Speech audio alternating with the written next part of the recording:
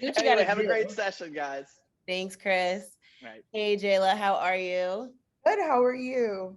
I'm doing well. It's our last session of the day, so we have to end with the bang. Don't, no pressure. No pressure. I'm kidding. I'm super excited.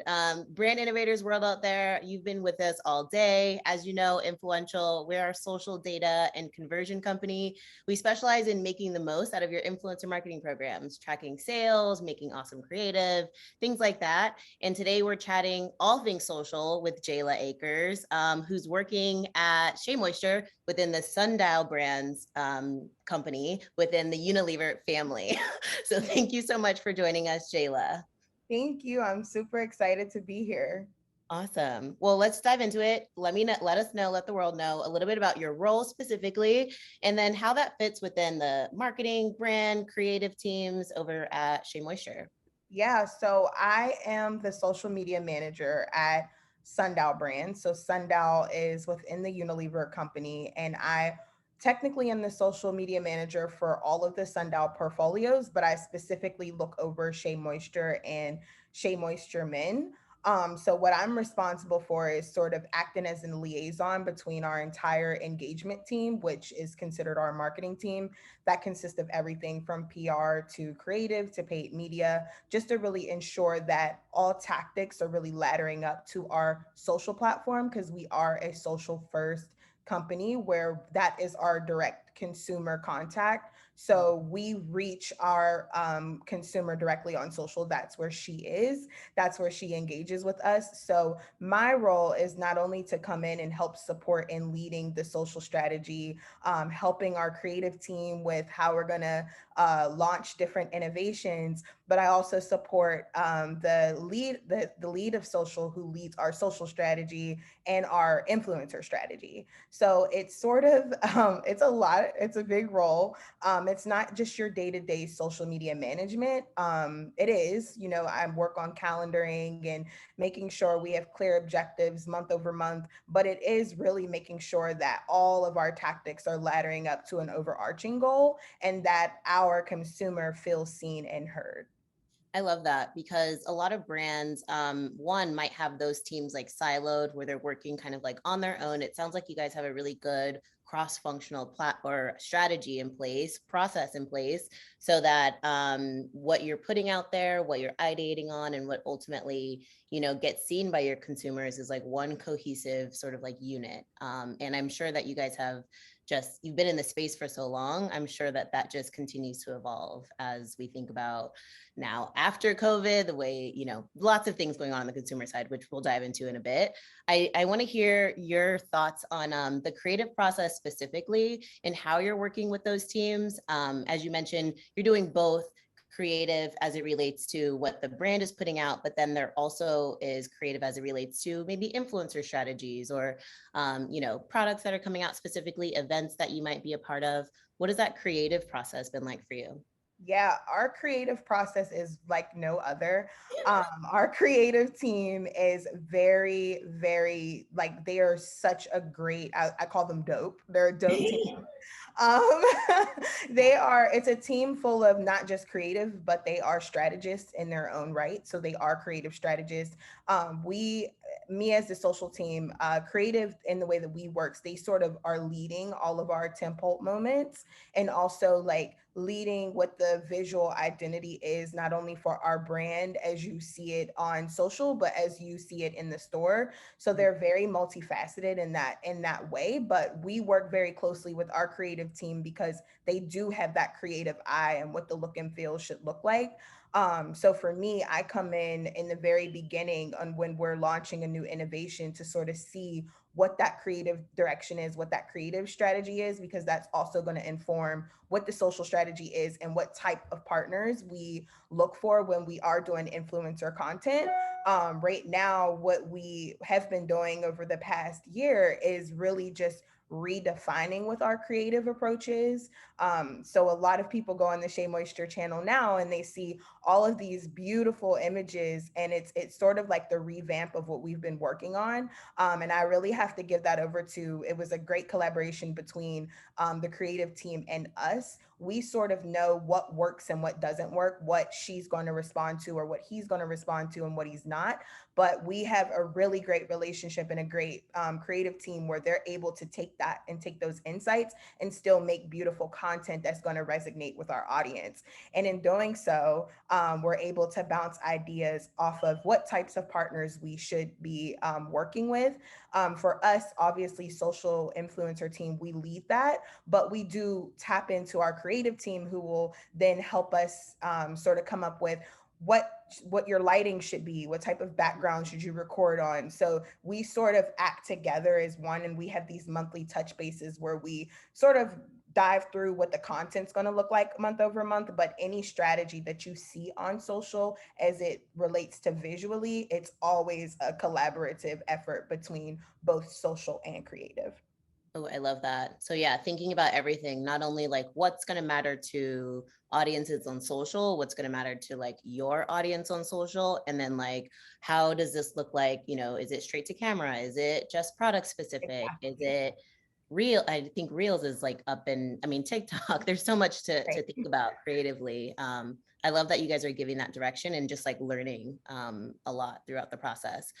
I want to showcase, I know there's an awesome video that you guys did for Father's Day. Tell us a little bit about that, and then we'll have the brand innovators team tee it up a bit. Yeah. So for Father's Day, our goal was to redefine Black fatherhood through sound. So we created our own lullaby, a Father's Day lullaby, which went live on our Shea Moisture Men channel. It was a really dope campaign. I think that the creative strategists who took over this really nailed it and really honed in on what the visual was going to look like, how we were going to really touch our audience. We really wanted him to see himself in a positive light, because we know that historically in the Black community, Black dads don't always get their flowers. And so we wanted to make sure that we built a campaign around a positive life of Black fatherhood, and just really the lullaby encompass, the first sounds that you really remember when you're with your child, their first words, their first steps, those first moments. We really wanted to recap that and show all the different parts of fatherhood and how inclusive it is as well. So we really tapped into we got a lot of entries just from our community using the sound that we reposted onto our both our TikTok channel, but also our Instagram handle. So one thing about the men's community is that they are really tapped into what is happening on our channel, and they're super excited to be a part of it. So this was a really, really interesting campaign for us for Father's Day, and I hope that you guys enjoy it. Got a light inside of you. Got a light inside of you. Let's go. Come on, Mario. Let's go. My entire world, you Let's do. go. You're powerful, you're powerful. You got a light inside of you. Hey, thank y'all so much. Hey, buddy. I love you guys. You light my entire world. You do. You're powerful, you're powerful. What you looking at? My heart. Jayla, you might not know this. I am a baby person. I know some people are like dog person, cat. I am a baby person. And to see this, like, hopefully that is my future. Like, I am ready. When we all reviewed it internally, we were just like, it was a tearjerker. When we reviewed all the assets together, we were just like, this is it. This is the one. Like, we are ready to launch this. Like, just the powerful just messaging behind what we were trying to do and what we were able to accomplish. And in that campaign, we were able to bring on all creatives of color to really make sure that the Black voice was being heard in this campaign. So everyone down to who shot it and the production, everyone was of color in that campaign. So that was something for us that was very important, as well as we continue to tell Black stories. I love that. Love to hear it. I thoroughly enjoy it. I know, generally Shea Moisture has always been at the forefront of making sure like all melanated folks out there, I mean, all of us are, but especially people of color, multicultural, you name it, should be represented in the content that you're putting out. Also, it's a product that's for, all people with textured hair, men, women, all of that. So really thoroughly enjoyed that. It makes me dive a little bit more into the influencer component to your work. Let us know, what is the role of influencers? Do you only use them as like content creators from like a upper funnel, really like awareness play, or have you used them to drive, sales online, sales in store? What is how do you work with influencers, and what are the different ways that you've tapped into them? Yeah, so we use them in both. We have worked with content creators to help drive new innovations and, drive to specific retailers that we're targeting, what our KPIs and benchmarks are for those particular SKUs. But then we've also tapped into influencers just to bring awareness and to drive engagement and to have fun. Last year, we did a program called Wash Day Live, where the objective was not to sell anything. It was really just to create these spa like at home salon hours where you can see some of your favorite influencers come together and just talk about their hair and have an organic conversation. We placed products with them, but how we went about it was we really honed in on products that actually worked for their hair texture and not products that we felt like, okay, this is a SKU that we want to talk about more. We really wanted those conversations to be organic, and we saw that that was a success. We're always thinking about her first in anything that we do. So on one hand, yes, we develop influencer content and we work with our partners to sort of help us amplify any type of campaign or innovation that we're launching. But then on the back end, as we're seeing platforms like TikTok take off and Reels on Instagram, we're really tapping into how we can have a cohort of influencers that we are constantly working with just to build out content, because we know that that's what our consumer is looking for. They're looking for content that resonates with them. So over the next couple of months, you'll start to see more of that coming into our platform. But I think that's something that you're going to see just across the board in the industry as we start to go to sort of this videos really are what's driving all of these platforms. 100%, that short form video push, right?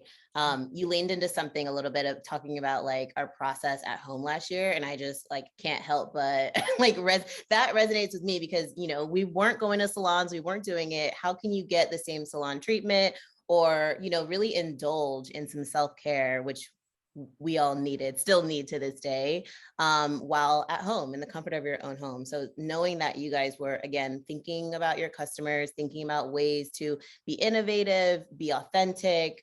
I don't know for sure if you guys launched specific products, but just letting people know what's available and what you can do with it, I'm sure was really, really impressive and cool. Yeah, we actually launched a whole campaign called At Home with Shea last year. And it was really just surrounded around what products you have at home in your Shea stash and how you can use them to get through this time, how you can use it to get your little one to bed, do your twist out. We knew that a lot of people were at home spending more time on their phone, but also having a yearn to want to have those same sort of normal beauty care moments. So we really tapped into that, and we tapped into influencers to help us tell that story organically. I love that. And you spoke about it a little bit, talking about, because you cover off on all social platforms out there. Were you guys super open to leaning into TikTok as it was blowing up last year? Are there any other platforms that you guys are testing and learning more about? Any favorites? What does that process look like for you? Yeah, so I think just like everyone, we are very interested in TikTok and sort of working on what that looks like for us, as well as more video content, really amplifying how we reach our audiences on YouTube. So those are big opportunities for us. And I think it's a big opportunity for just the industry as a whole, as we see that short form videos are becoming the new thing. I mean, they've always been around, but more people are yearning that content. So I think for us, that's where the area of opportunity is, and where we're hyper focused is trying to really tap into that video, whether it's on TikTok, whether it's on YouTube, or really just pushing through that real content, since we know that's what's being prioritized. Interesting. I love to hear that. I know some brands have been testing even more recently. Have you guys considered also like live moments? I know it's always so weird to do it when like especially if you're working with like influencers, to get someone to, comply and do everything live is like always an interesting experience. Have you guys tested in that space before? Yes. So last year we had a lot of live moments. Wash Day Live was one of them. Yep. We were in the midst of everything that was happening with George Floyd. We had a lot of live sessions where we had different conversations with different advocates in the community. And then we also, from an experiential side, which is not my discipline, but we had a live event, a live virtual event. So we used last year as a real test and learn to those sort of tactics, and they were super successful. I think now as we step back and we see that the world is opening and people have more access to do different things, we're trying to figure out how that still makes sense without over exhausting our community and making them feel like, oh my God, I don't want another live event. I don't want another live nothing. So we're trying, from us, it's about making it make sense for her. And I know that I keep saying that, but for us, that's just how we move through our business. I mean, that should be the core question, even if it is sort of like, well, obviously it needs to make sense. It's kind of like if you don't actually ask the question and think about it in that way, sometimes you're just moving full speed ahead and like things go out. I think you guys are smart in kind of always checking yourself and making sure like, okay, cool. From a consumer POV, is this what I would want, So I love to hear that. Tell me a little bit about what are some challenges or opportunities that you see within this category as a whole. And I say category so broad because you cover hair, skin, men. Like, tell me a little bit about some challenges or opportunities you're seeing in this space. I think an opportunity in this space is definitely going, I know I keep going back to video, but I think an opportunity in this space is to really hone in on what your partner and your influencer strategy is, because that is the future of marketing and it's the current of marketing, but it's only going to continue to be first in a sense. So I know just when I'm looking at, other beauty brands on the net and I'm surfing, I think that there is an opportunity for all brands to sort of hone in on how that strategy makes sense to you, if I'm making any sense. So in our turn, like we are always looking at how can we serve her, what are the type of things that she's interested in. So we're not going to necessarily always jump on the bandwagon of what is trending, but how can we recreate these trending moments to make sense to us and act quickly. So I think another challenge in a sense is that things are moving at a mile a minute and you have to catch the train, or if you don't, it's like you just gotta, you really just have to wait for the next one. But it's a constant change. And so you have to be able, I know for us, we're constantly adapting and pivoting.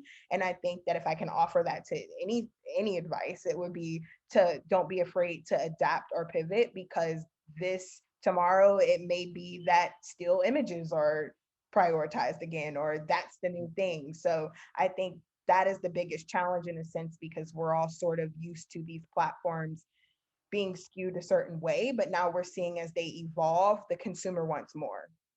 Yeah.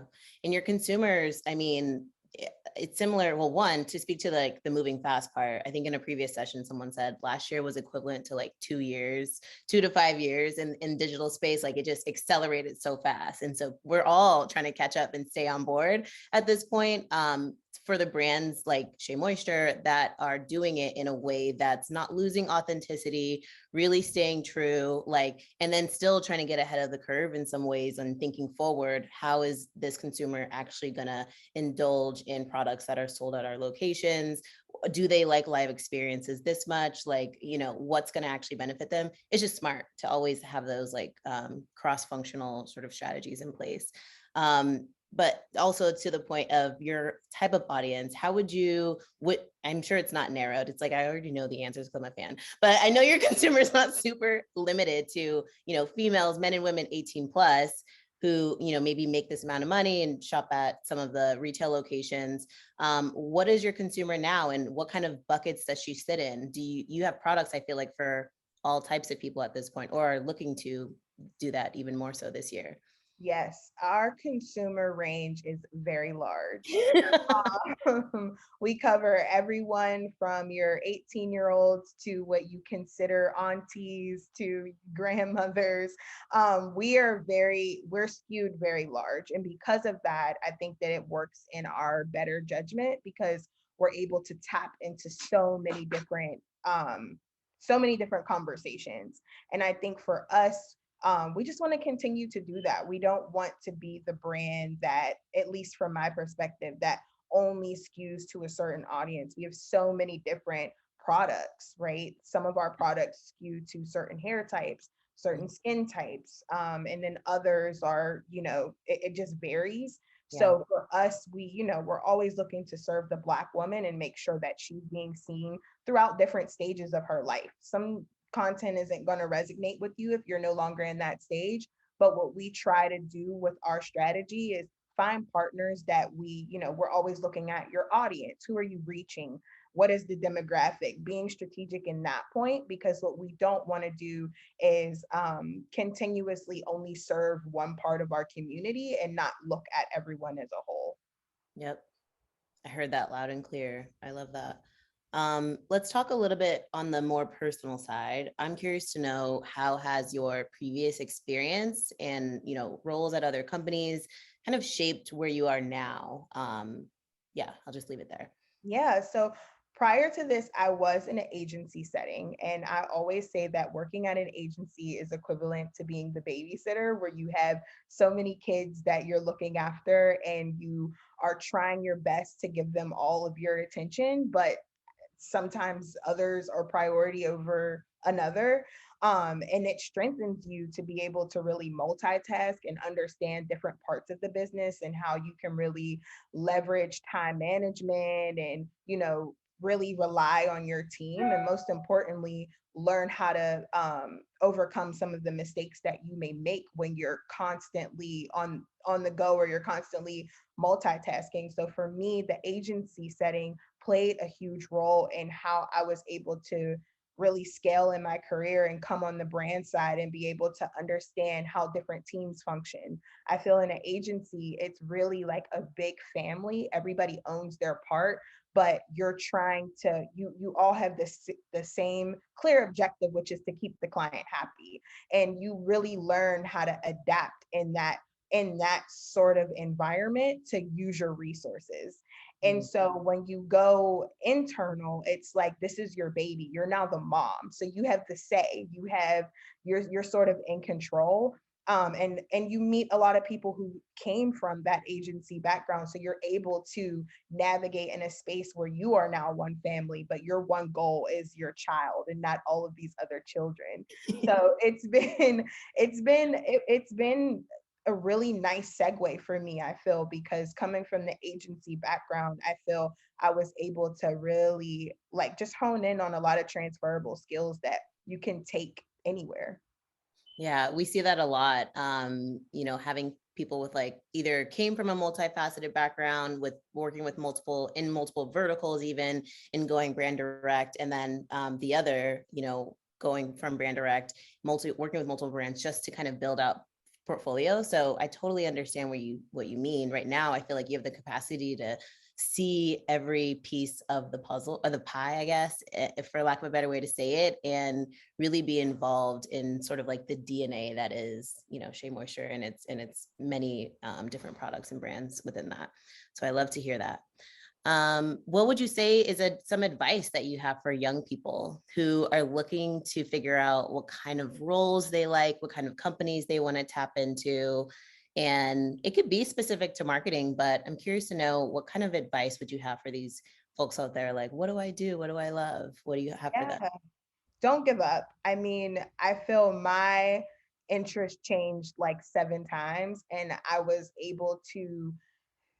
So originally I started out thinking I wanted to do PR, and then I did PR and I was like, oh no, I don't want to do PR. But that was my preference. And so I think if you go into every situation thinking about how is this job or this role going to serve me to ladder up to my overarching goal, whatever that is, I think that that's really going to help you set the blueprint for your career. For me, I was never afraid to ask for help.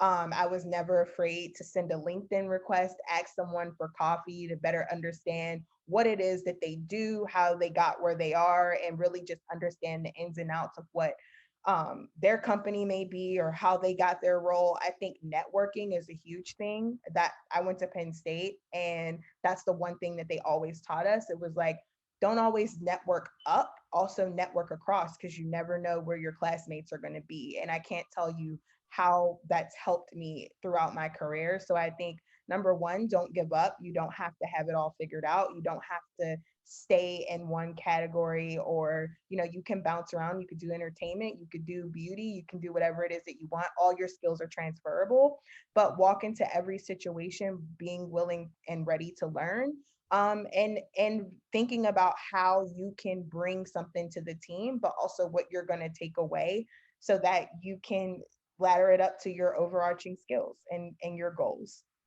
That's awesome advice. I love that. Don't be afraid that you don't have it all yet. It's fine. We'll figure it out together. You'll get there. Yeah. I mean, and to speak about PR, like that was my background too. And like, definitely it was like, although transferable skills, to your point, like there's a ton of stuff I'm sure that you even play into your roles today.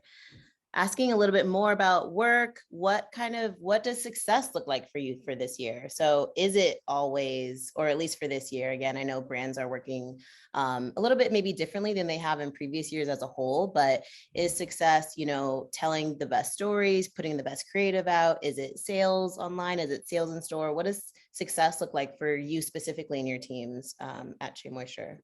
Yeah, I think success for us is really putting out content that resonates, that's going to drive conversions. I think that's the biggest thing for us.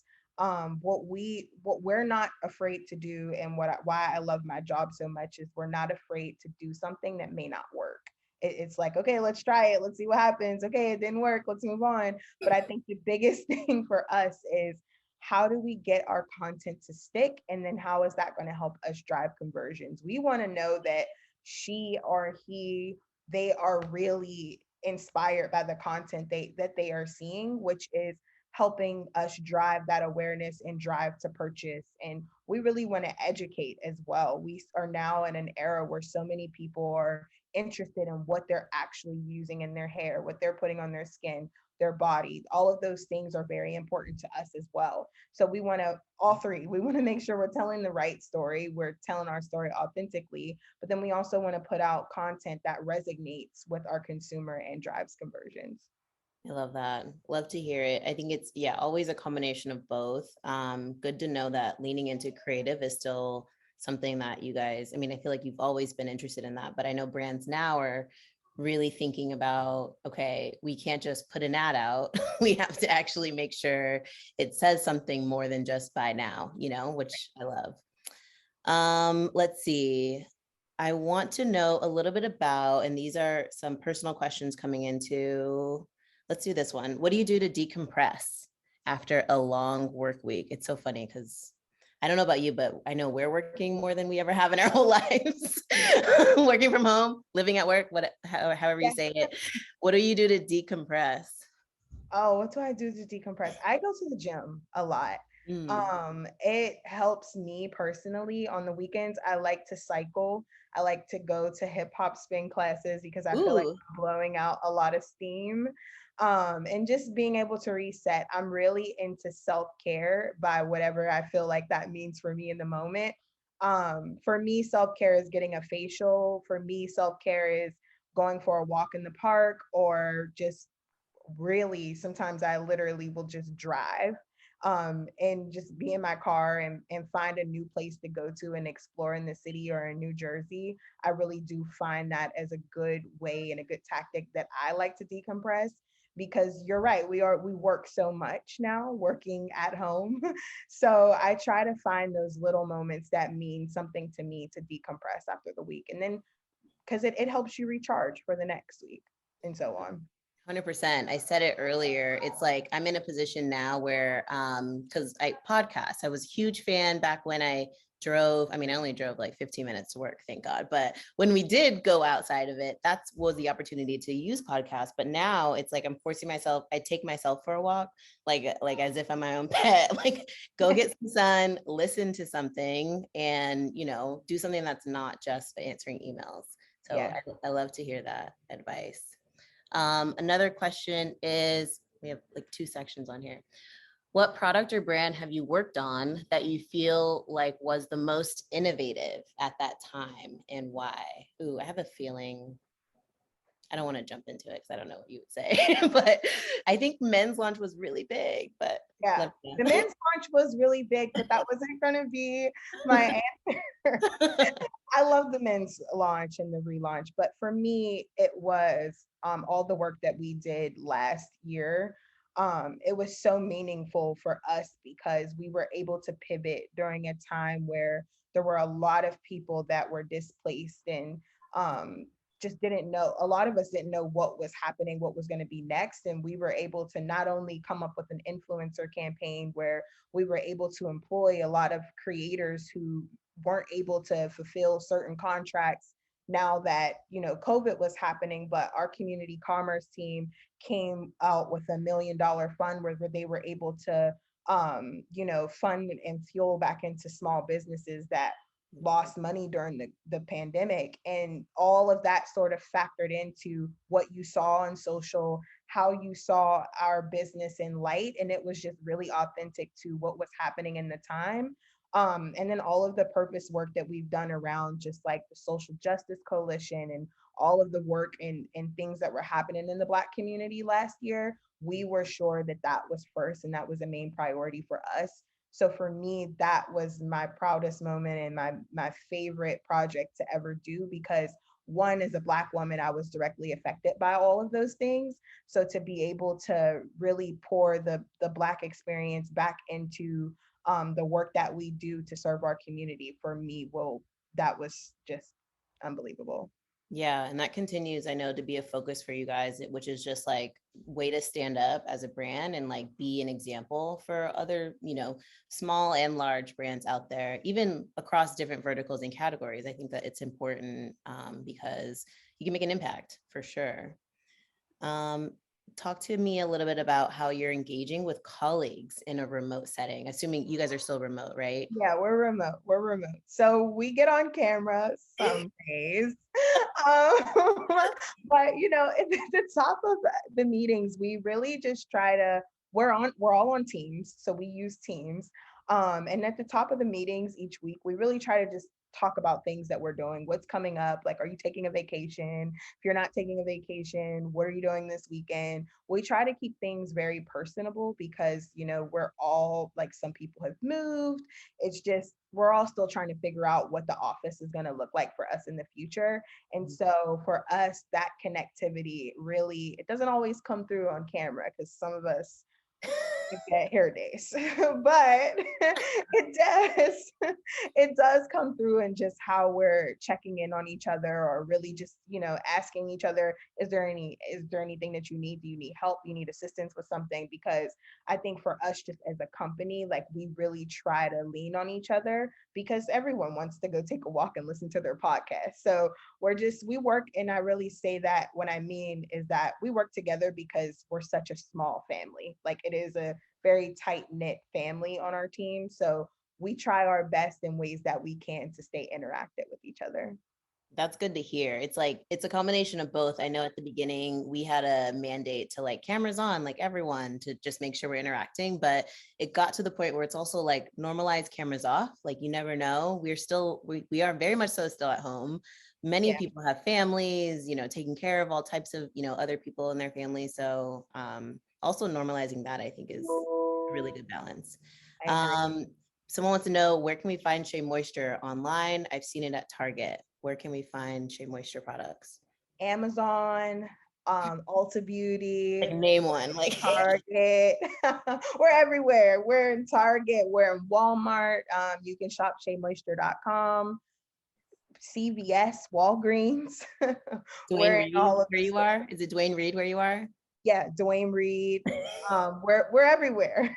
Literally every grocery convenience. Literally, sometimes you may pop up in a Marshalls and see us. We're everywhere. But our core stores, you will see us in Whole Foods, Walgreens, Dwayne Reed, Target, Walmart, CVS, Ulta. She's like core, and it's like 10. Good to know. And then to speak both, I want to say personally and professionally, I always like to hear what people have plans, like what they're looking forward to besides, your next meeting. What are some things that you're looking forward to this year on a personal side, and maybe as it relates to what you're doing at work? On a personal side, I am looking forward to, a lot of my family members are getting married this year. So I'm just looking forward to spending those moments and being able to gather with my family and my friends again and just celebrate love. So I'm really looking forward to that, and also conquering my fitness goals. And then professionally, I'm really excited for you guys to see all of the work that we've been putting in, and some of the campaigns that we have coming out later this year that we've been working really, really hard on. I'm excited to see the direction that the brand is going in. We have some really cool things happening for next year across our categories. So I am really excited to really help spearhead that, and then see it all execute and come to life. Ooh, I'm excited for that too. I was also mentioning I have 17 weddings. There's a lot of weddings Oh my gosh. here. So Literally my life right now. it's like everything attached to that though. It's not just the wedding, it's the pre-wedding stuff too. It's like, can we It's all of the things. I'm like, does anyone want to do virtual at all? Like, I know Zoom fatigue is a thing, but do we all need to be there? I love that. Well, Jayla, I have to find you wherever you're working out. I don't know if you do I have the app, the Peloton app. If you are on there, or any sort of workouts that you're doing, definitely that's my wheelhouse, girl. We got to do that. it Let's do it. Let's do it. I love it. Thank you for joining us. This was fun. Thank you. Killed it. Really appreciate you both today. I have to admit, maybe I'm just a sensitive guy, but that video got me a little misty-eyed. So I was glad that I was away when that happened. Love that. I love to hear that. It was so good though, really, really good. Well, it was a Thank you. fantastic session, and thank you guys for closing out the day in such a strong way. Really appreciate it. Thank you so much. Absolutely. Bye, guys. All right, so that takes us to the end of the day. Thank you so much to Jayla and Tiffanie for closing out the day on influencer marketing. Thank you to all of our speakers. They were all fantastic today. Really a great set of speakers today. We'll be back at it again next month on August 18th for another edition of Influential's livecast influencer marketing sessions with brand innovators. So we hope you can join us then. Additionally, on August 24th, we'll be doing a special edition of our Brand Innovator series focused on NIL, which stands for name, image, and likeness. For those of you who have been following it in the news, on July 1st, collegiate athletes, for the first time ever, were given the ability to monetize their NIL. Our virtual conference will feature brand marketers, collegiate athletes, and experts on the new and exciting NIL landscape. Hope you can join us for that. And then lastly, we hope you guys could all join us tomorrow, Brand Innovators State of In-Housing Summit, hosted by 7-Eleven at 3 p.m. Eastern. They'll be joined by marketing leaders from 7-Eleven, Lego, Anheuser-Busch, InBev, Mint Mobile, and many more. I'm actually going to be the one doing the Mint Mobile one, so hope you can tune in. Thank you so much for joining us, and we'll see you again next time.